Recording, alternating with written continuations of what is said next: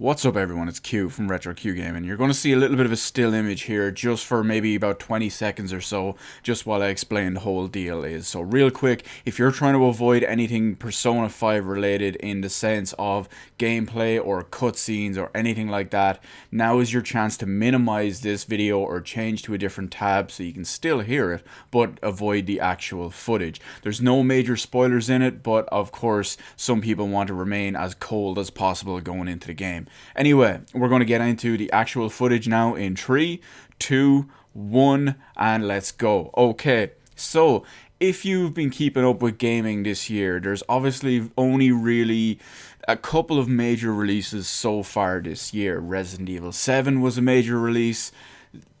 I had something else in mind that I completely forgot about. Apparently Mass Effect Andromeda was a big release, even though that kind of fell flat on its face. Other than that, you're really only looking at Legend of Zelda Breath of the Wild. Now, The Legend of Zelda Breath of the Wild has been an exceptionally well-received game by critics and game players alike, myself included. It is a fantastic, phenomenal game, and as soon as I got a little bit into it, I was like, okay, this game is already my top candidate for Game of the Year. There's probably only one game that's going to challenge Legend of Zelda Breath of the Wild for Game of the Year of 2017, and even this was even pre-release of the other game in question. Well, the other game in question is Persona 5, and yes, you know, spoilers on the video if you will, it lived up to the hype, or it lives up to the hype, because I haven't finished it yet. I'm like 15 hours into it, and it's an Atlas game, it's a Persona game, so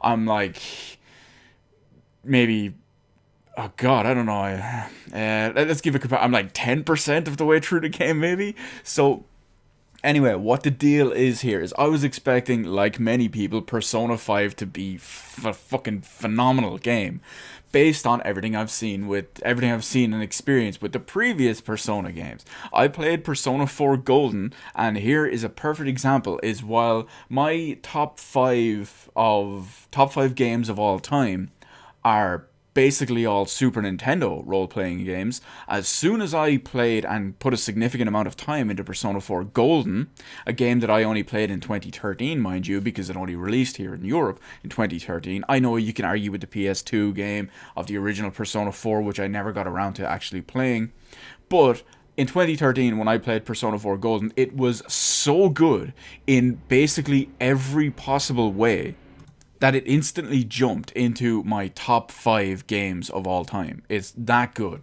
And I was expecting Persona 5 to be even bigger and even better than that, as was many people, because Atlus make great games. The Persona series are great games, especially Persona 3, 4, and now 5. Because Persona 1 and 2, while still good games, are a very different genre and a very different style compared to Persona 3, 4, and 5. So, has Persona 5 lived up to the hype? This isn't a review or anything like that. It's just well, whatever you want to call it. It's just me fanboying out, almost, you could say. But it's basically everything I wanted it to be. It's everything in the Atlus style. It's everything in the Persona style. It's J-pop as fuck. It's J-jazz as fuck. The whole theme of the game just goes really well together. The dialogue, the conversation, the settings, it's even all the small things. The small dialogue options, the small little comments characters make, the small reactions they have. It's so Atlus and so Persona and so JRPG it hurts in the best of ways. So, I mean, if you were on the fence about Persona 5 or anything, if you haven't experienced a Persona game at all, this is still the perfect option to jump in for you, because like the majority of the Final Fantasy series, Persona games are not linked. So you can start straight away with Persona 5, you could start straight away with Persona 1, you could start straight away with Persona 3, Persona 4, Persona 2. The only exception would be actually Persona 2, because there's 2 halves to that game. So you'd really want to start with the first half, Persona 2 Part 1, and then Persona 2 Part 2, because that would make sense. But either way, you get my drift anyway. So if you have a PlayStation 3 or a PlayStation 4 and you're into role-playing games or JRPGs, I'll use the term JRPGs because it still is turn-based, but there's more, there's far more to it than that. It's a very, very complex and in-depth game. It's nowhere near as, God, what would be the best way of describing it? It's nowhere near as shallow as you may think it is without actually playing it or looking through the entire list of mechanics and all that's in it. It's unbelievably deep, and all the different facets of the game are just crazy, and they're so important, and yet at the same time they're not overwhelming. They can feel a little bit overwhelming at first, especially if this is your first time at a Persona game. Just the same way I was going into Persona 3 back in the day.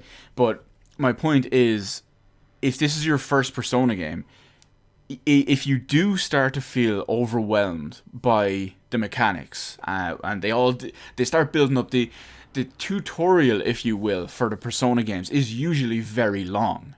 And there's a good reason for that. Is one, there's a lot of mechanics to go into, and they don't want to overwhelm you too much too quickly, but they do have to kind of spread it out, and to an extent, they have to keep them close enough together.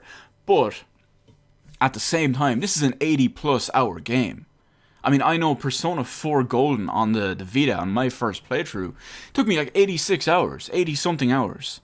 So I'm expecting an even bigger and longer time of Persona 5.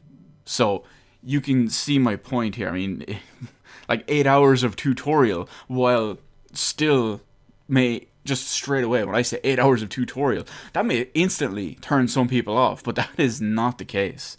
For the simple reason is, Atlas have it done, and the Persona team have it done. I think they're called a P Development Division, or P Division, whatever it is. They've done it in such a way that it keeps you engaged and entertained, and just on the edge of your seat during what you wouldn't even realize, for the most part, as a tutorial. It's that simple. You could play the game. It would feel like you're playing the game and actually going through it and experiencing like a major plot point of the story. And then suddenly you realize, holy shit, I just learned 20 different mechanics. That was a part of what you could call technically a tutorial. Holy shit. So you get my drift, and you get what I'm talking about. Combined with all the funky jazz style, the funky pop style, all the funky aesthetics, because Persona games, their visuals, their style has to go hand in hand with their music, their aesthetic, their characters, the story. It all has to gel together and just slot in. And that's what makes the Persona games, including Persona 5, so good. It's all working completely in tandem for immersion all over the place. It immerses your face off. It's that immersive. I'm going to use the I word just so much. Immersive. There you go. So if you're a JRPG fan, or an RPG fan, or a turn-based RPG, whatever the fuck you can call it, get Persona 5. If you have it on the PS3, if you have it on the PS4, whatever it is, get this game. It is already, as I was expecting it to be, good enough to already challenge Legend of Zelda Breath of the Wild for Game of the Year 2017 for me. So we're going to have to see how it goes. Like I said, I'm 15 hours into the game. I probably have another 85 hours to go, if not more. We'll see how those dozens and dozens of hours actually play out.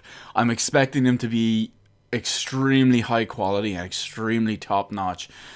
The game so far, and their history with the series so far, has given me perfect reason to actually expect the best from them, and they're not going to let me down. They already haven't, and I'm already invested. It's that simple. For the next 80+ hours, I already know that I'm in for the ride of a lifetime, or the ride of the year, essentially.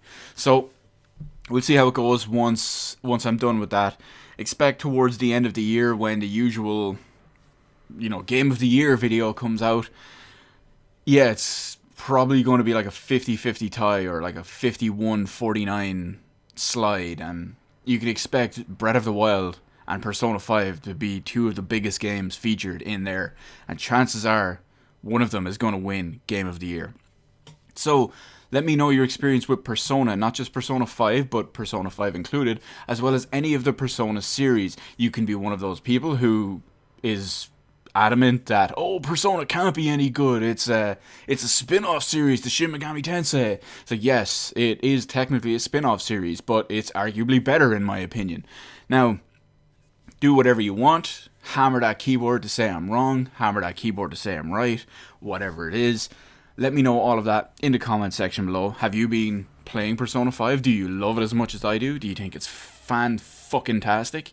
Fan with a PH because Phantom Thieves, whatever.